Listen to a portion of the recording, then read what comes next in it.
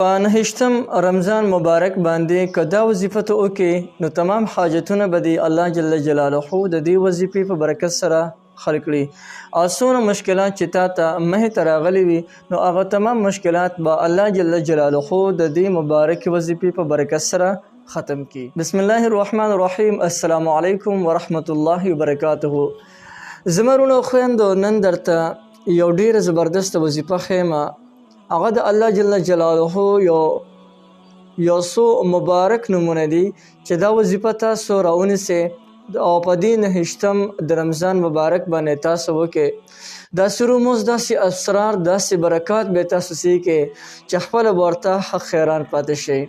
ستاسو حاجتونه به الله جل جلاله د غیبونه پوره کوي. خپله به حق خیران پاتې شئ چې زما د حاجتونه څنګه د غیبونه پوره شول.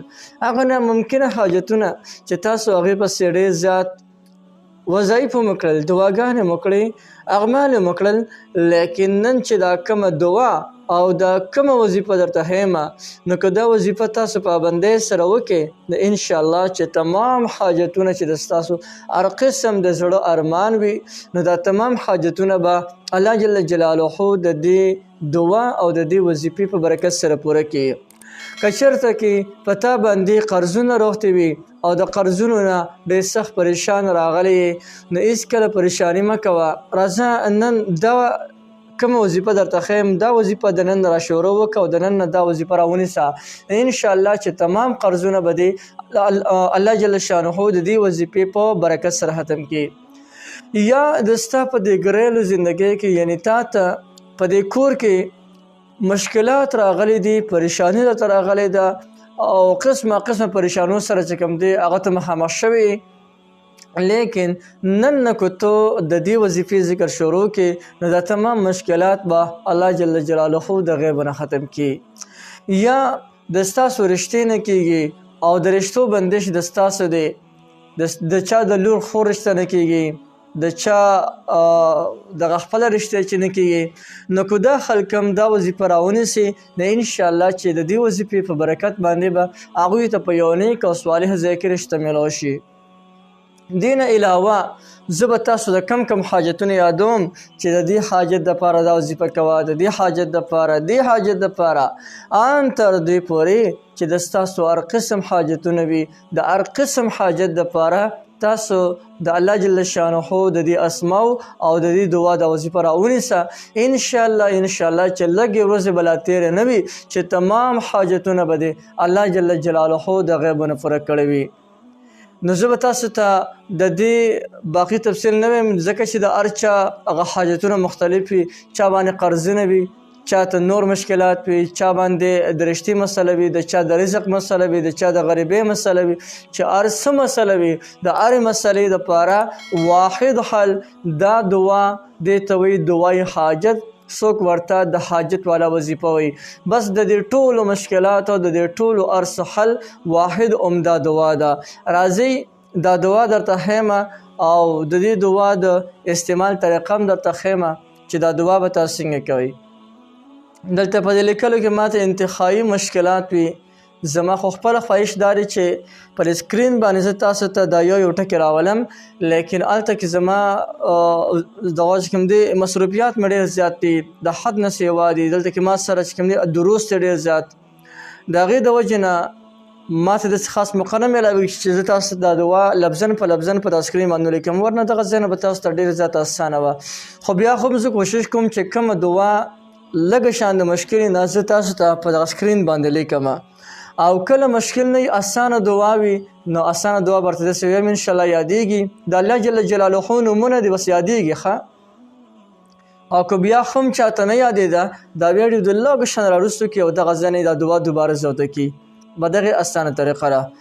دعا دا ده د هر جایز کار دپاره یا د ستا یو جایز حاجت دی او هغه حاجت چې هغه نه پوره کېږي د هغې دپاره او یا ته په یو سخت مصیبت، پریشانۍ او مشکلاتو کې ګیرې په دې ارادې سره تاسو دا وظیفه کوئ. بیا ورته ښیم طریقه او هغه وظیفه دا ده: بسم الله الرحمن الرحیم، یا حی یا قیوم، یا رحمان یا رحیم، یا ذا الجلال والاکرام یا نور السماوات والارض وما بینهما ورب العرش العظیم. که چاته نیزه شوی لږ شاندې راوروسته کوي او دغه ځای نه دوباره واره انشاءالله چې دا برته یاد شي.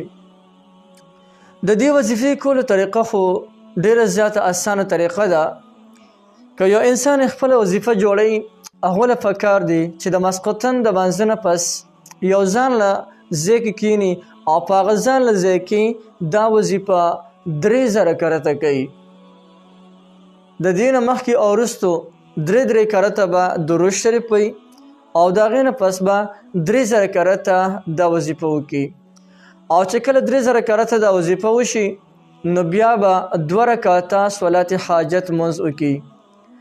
او صلات حاجت عام نفل وکړه لیکن صرف نوم پکې 2 رکعته دغه کوم صلات حاجت نفل کوم دغسې نیت وتړه او نور چې دی عام منځ وکړه.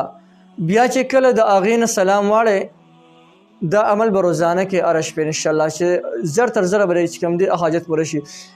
بیا د هغې نه پس چې کله سلام واړی نو الله ته په سجده باندې پروزي او په حالت د سجدې کې به 3 کلمه تمجید سبحان الله والحمد لله ولا اله الا الله والله اکبر ولا حول ولا قوة الا بالله العلی العظیم دا به 11 پیرې ووایې. بیا به دا چې کوم دی استغفار دې پسې به 11 پیرې بیا د ووایې په حالت د سجدې کې استغفر الله الذي لا اله الا هو الحي القیوم واتوب الیه. او بیا په حالت د سجدې کې به د الله جل جلاله نه سوال وکړي حاجت به وغواړي. د ستا کوم حاجت دی نو د هغې حاجت دپاره به الله تعالی سپورته کړي او خپل حاجت به وغواړي.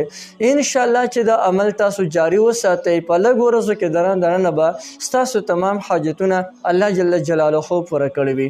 نو یو ډېر زیات زبردست او آسان عمل مې درته وښولو، ډېر زیات مجرب هم دی. نو بلکل یې تاسو کولی شئ د هر قسم حاجت دپاره تاسو کولی شئ.